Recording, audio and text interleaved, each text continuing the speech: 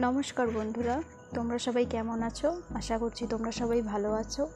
তো আজকে আমি দেখাবো মুরগির পা এবং চামড়া দিয়ে কিভাবে এত সুন্দর একটা রেসিপি আমি তৈরি করে ফেললাম, তার ভিডিওটাই আজকে তোমাদের সাথে শেয়ার করব। তো তোমরা দেখতে থাকো। এর জন্য আমরা প্রথমে কড়াইয়ে তেল গরম করে নেব, তারপর তার মধ্যে কাটা আলুগুলো এক এক করে আমরা ছেড়ে দেব। আলুগুলোকে সমস্তটা দিয়ে আমরা আলুগুলোকে আস্তে আস্তে ভেজে নেব। তো তোমরা দেখতে থাকো পরপর। তারপরে আলুগুলোকে আমরা এভাবে আস্তে আস্তে নাড়িয়ে চাড়িয়ে নেব।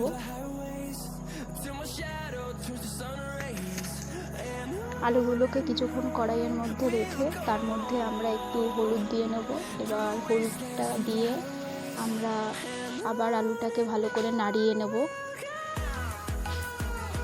ভালো করে হলুদটা আলুর সাথে মিশিয়ে নেব নাড়িয়ে। আস্তে আস্তে আমরা এইভাবে আলুটাকে ভেজে নেব। আলুটা আমাদের ভাজা হয়ে গেছে। এবার আলুটাকে আমরা একটা বাটিতে তুলে নিচ্ছি। তারপর আমরা তেলের মধ্যে একটু জিরা দিয়ে নেব।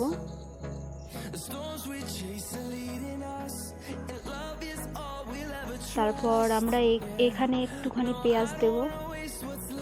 আমাদের পরিমাণ মতো আমরা এখানে পেঁয়াজ দিয়ে নিচ্ছি।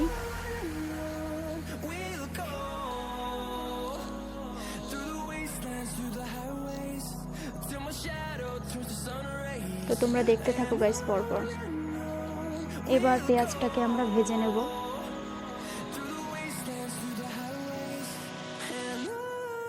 কিছুক্ষণ পেঁয়াজটাকে এইভাবে নাড়িয়ে চাড়িয়ে ভেজে নিয়ে কিছুক্ষণ গ্যাসে রেখে দেবো। তারপর আস্তে আস্তে পেঁয়াজটা ভাজা হয়ে আসবে।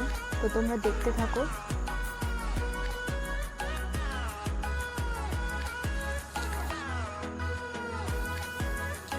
পেঁয়াজটা আমাদের প্রায় ভাজা হয়ে এসছে।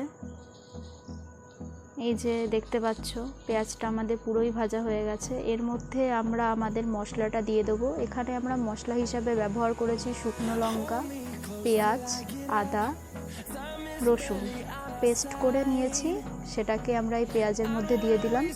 এবার এই মশলাটা আস্তে আস্তে নাড়িয়ে চাড়িয়ে এটা কষিয়ে নিতে হবে। তো তোমরা দেখতে থাকো পরপর।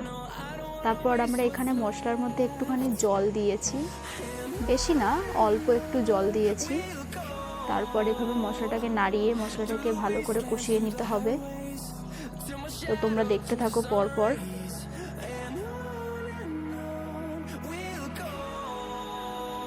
তারপর আমরা মশলার মধ্যে একটু হলুদ দিয়ে নিলাম। আমাদের যতটা প্রয়োজন ততটা আমরা হলুদ দিয়ে নিলাম। 2 চামচের মতো হলুদ দিলাম। তারপর এর মধ্যে আমরা একটু নুন দেব। আমাদের পরিমাণ মতো আমরা নুন দিয়ে নিলাম। তারপরে মশলা, হলুদ, নুন এটাকে আমরা ভালো করে মিশিয়ে নেব। তারপর মশলাটা আমরা আস্তে আস্তে এভাবে কষিয়ে নেব। কিছুক্ষণ এভাবে নাড়াচাড়ার পরে মশলাটা আস্তে আস্তে কষানো হয়ে যাবে। মশলাটা আমাদের প্রায় কষানো হয়ে এসছে।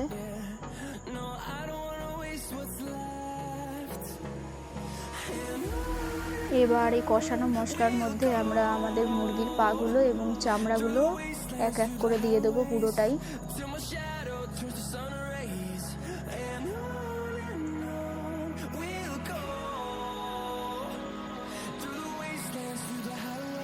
সমস্তটা আমাদের দেওয়া হয়ে গেছে। এবার কষানো মশলার সাথে আমরা মুরগির পা এবং চামড়াগুলোকে ভালো করে মিশিয়ে নেব। ভালো করে নাড়িয়ে চাড়িয়ে এটাকে পুরোপুরিভাবে মিশিয়ে নিতে হবে।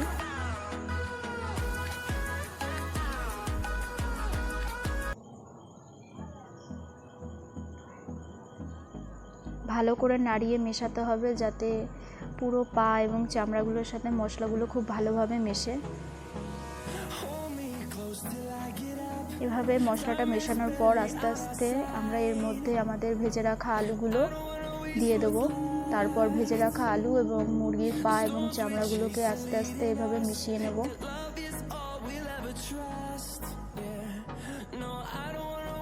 এবার এই মুরগির পা, চামড়া আর এই আলুগুলোকে আমরা ভালো করে কষিয়ে নেব।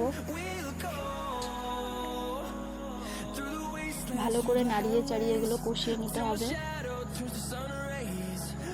এই যে দেখতে পাচ্ছ তোমরা, এটাকে ভালো করে কষিয়ে নিচ্ছি।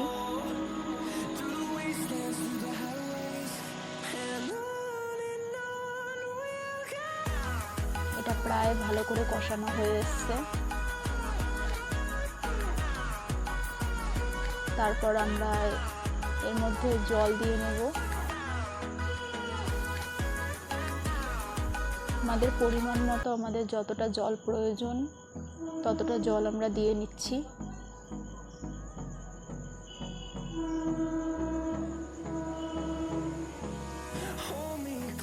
তারপর এটাকে আমরা ভালো করে নাড়িয়ে চাড়িয়ে নেব জল দিয়ে।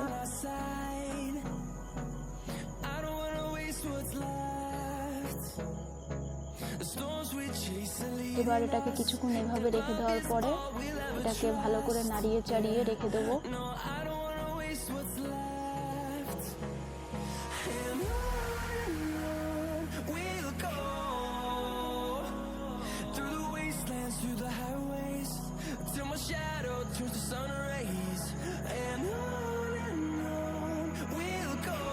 তারপর আমরা এটাকে কিছুক্ষণের জন্য ঢেকে রাখবো। তো এটাকে ঢেকে দিলাম।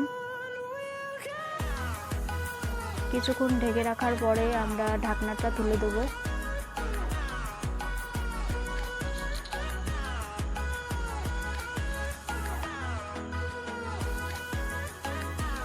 এই যে আমাদের কমপ্লিট। এবার আমরা গরম মশলা দিয়ে এটাকে নামিয়ে নিচ্ছি।